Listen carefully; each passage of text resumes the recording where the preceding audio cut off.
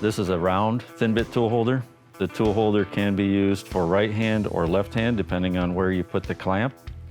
In this case, we've got it assembled for a right hand configuration using the clamp on this side. If we wanted to use the roll pin would go into the hole here in the center at the seat.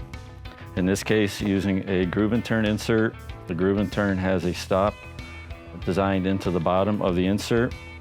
The top of a groove and turn insert has two small angles. The bottom has two large angles.